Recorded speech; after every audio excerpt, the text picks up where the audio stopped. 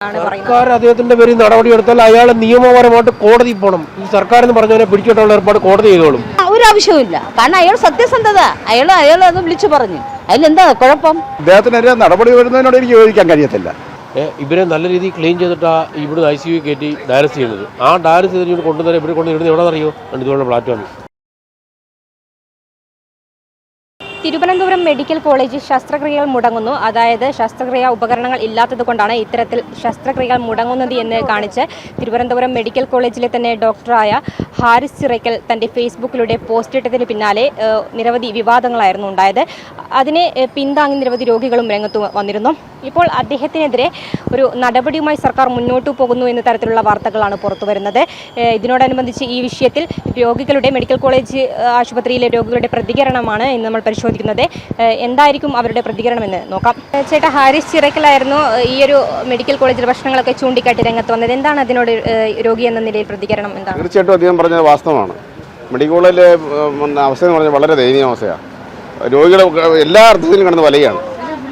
ഇപ്പോൾ സർജിക്കലായാലും അതുപോലെ തന്നെ അവിടെ കിടക്കുന്നതിനകത്തായാലും എല്ലാ കാര്യങ്ങളിലും വളരെ അരിഷ്ടതാവസ്ഥയാണ്. അത് എത്രയും പെട്ടെന്ന് നമ്മൾ അതിന് പരിഹാരം കണ്ടില്ലെങ്കിൽ വളരെ രോഗികളെല്ലാം വളരെ ദയനീയമായ രീതിയിൽ പോകും. അദ്ദേഹത്തിനെതിരെ സർക്കാർ നടപടിയെടുക്കും എന്ന രീതിയിലാണ് മുന്നോട്ട് പോകുന്നത്. എന്താണ് നടപടി എടുക്കേണ്ട ആവശ്യമുണ്ടോ? അദ്ദേഹം സത്യസന്ധമായ കാര്യം പറഞ്ഞു. അതിന് അദ്ദേഹത്തിന് മുകളിൽ എന്തിനാ നടപടിയെടുക്കുന്നത്? അതിന് അദ്ദേഹത്തിന് പിന്തുണയായിട്ട് ഒരുപാട് ജനങ്ങളുണ്ട് ഈ രാജ്യത്ത്. ഒരുപാട് ഡോക്ടേഴ്സുണ്ട്, ബഹുജനങ്ങളുണ്ട്. എല്ലാവരും അദ്ദേഹത്തിനോട് നിൽക്കും, ഉറപ്പാണ്. പിന്നെ അനീതിക്കൊന്നും കൂട്ടു നിൽക്കാൻ ആരെ കൊണ്ടും പറ്റൂല. പക്ഷെ അങ്ങനെ ഉള്ളവരുണ്ട്. പക്ഷെ രോഗിക്ക് ഞങ്ങൾക്ക് നീതി കിട്ടണം. കാരണം വെച്ചാൽ ഇപ്പോൾ ഒരു ഗുളിക തന്നെ വാങ്ങണമെങ്കിൽ ഞങ്ങളിട്ട് നെട്ടോട്ടം ഓട്ടിപ്പിക്കുകയാണ്. ഒരു കാരുണ്യം വന്നു. എന്തിനാണ് ഇതിൻ്റെ ഉള്ള അർത്ഥങ്ങൾ? ഈ പിന്നെ ശരി, നമ്മളിൽ പണമില്ല കൊടുക്കാൻ, സർക്കാർ കൊടുക്കുന്നുണ്ടല്ലോ. അപ്പോൾ അവരത് പിന്നെ എത്രയാണ് അവരെഴുതിയെടുക്കുന്നതെന്നോ ഇതൊന്നും നമുക്കറിയില്ല.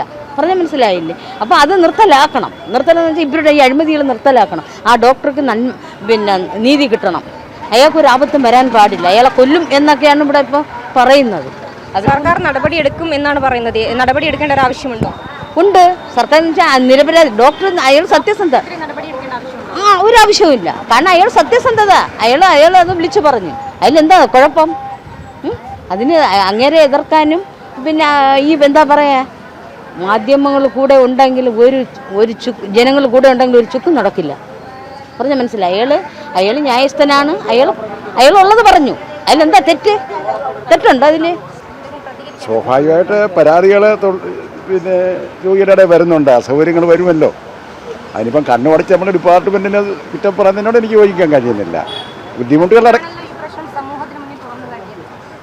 അല്ല, അദ്ദേഹത്തിൻ്റെ കാര്യത്തെ പറ്റിയല്ല ഞാൻ പറഞ്ഞത്. അല്ല, പൊതുവായ കാര്യത്തെപ്പറ്റി ഞാൻ പറഞ്ഞത്.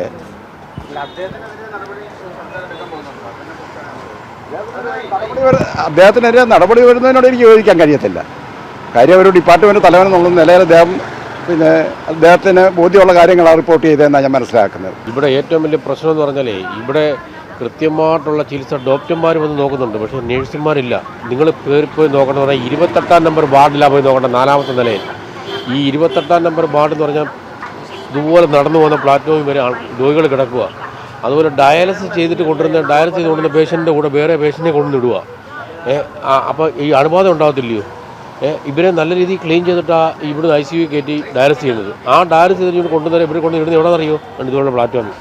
അല്ലെങ്കിൽ ഒരു ബെഡിനകത്ത് അതിൻ്റെ കൂടെ വേറെ ആളിനെ കൂടെ കൊണ്ടുവിടുക. അങ്ങനെ ഭയങ്കര പ്രശ്നങ്ങളും വിഷയങ്ങളും എന്നും ഇതിനകത്ത് എന്നും പ്രശ്നമാണ്. അദ്ദേഹം ചെയ്തതിനോട് താങ്കൾ യോജിക്കുന്നുണ്ടോ? അദ്ദേഹമാണ് മുന്നോട്ട് വന്നത്. സമൂഹത്തിൽ ഇത്തരത്തിലുള്ള ഈ ആശുപത്രി ഇത്തരത്തിലുള്ള പ്രശ്നങ്ങളുണ്ടെന്ന് അദ്ദേഹമാണ് ചൂണ്ടിക്കാട്ടിയത്. അപ്പോൾ അദ്ദേഹം ചെയ്ത നല്ലൊരു കാര്യമല്ലേ? അത് തീർച്ചയായിട്ടും ചൂണ്ടിക്കാണിച്ച് അങ്ങനെ പ്രശ്നം സംസാരിക്കുന്നത് അത് നല്ല കാര്യം തന്നെയല്ലയോ? അദ്ദേഹത്തിൻ്റെ കൂടെ നമ്മൾ നിൽക്കുന്നു. വേറെ കാര്യമൊന്നുമില്ല. സർക്കാർ അദ്ദേഹത്തിനെതിരെ നടപടി എടുക്കും എന്ന രീതിയിലാണ് മുന്നോട്ട് പോകുന്നത്. അദ്ദേഹം ചെയ്തത് തെറ്റാണെന്നുള്ള രീതിയിലാണ് പറയുന്നത്. സർക്കാർ അദ്ദേഹത്തിന്റെ പേരിൽ നടപടിയെടുത്താൽ അയാൾ നിയമപരമായിട്ട് കോടതി പോകണം. ഈ സർക്കാർ എന്ന് പറഞ്ഞവനെ പിടിച്ചിട്ടുള്ള ഏർപ്പാട് കോടതി ചെയ്തോളും. ഓരോ നിയമപരമായ കാര്യങ്ങളുണ്ടല്ലോ. ഇവിടെ നടക്കുന്ന പ്രശ്നങ്ങൾ നമ്മൾ എല്ലാം കണ്ടുകൊണ്ടിരിക്കുന്നത്. നമ്മൾ കണ്ണടച്ച് പോകണം, ഒന്നും മിണ്ടരുത്. കാരണം സർക്കാരിനെ പിന്തുണയ്ക്കുന്ന ടീമുകളാണ് അതിനകത്ത് ഏറ്റവും കൂടുതൽ ജോലി ചെയ്യുന്നത്. അവന്മാർ കാണിക്കുന്ന മറ്റും അങ്ങേയറ്റത്ത് തെമ്മാഴത്തിനൊന്നേ പറയാൻ പറ്റത്തുള്ളൂ.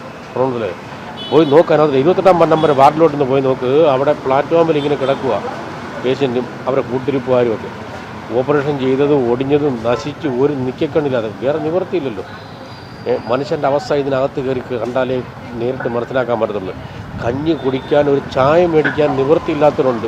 ഒന്ന് പിടിച്ചങ്ങോട്ട് ഇറക്കിക്കൊണ്ടുപോകാൻ കൂടെ സഹായിക്കാൻ ആളില്ലാത്തവരുണ്ട്. നമ്മുടെ അച്ഛനമ്മമാരുടെ പ്രായമുള്ളവരൊക്കെ അവരൊക്കെ എങ്ങനെ കണ്ടീഷൻ അവരെ ഒന്ന് സഹായിക്കാൻ ആരുമില്ല. ഈ 28 നമ്പറിൻ്റെ വാർഡിൽ 3 നേഴ്സുമാരേ ഉള്ളൂ. അവരെത്ര പേരെ നോക്കണം?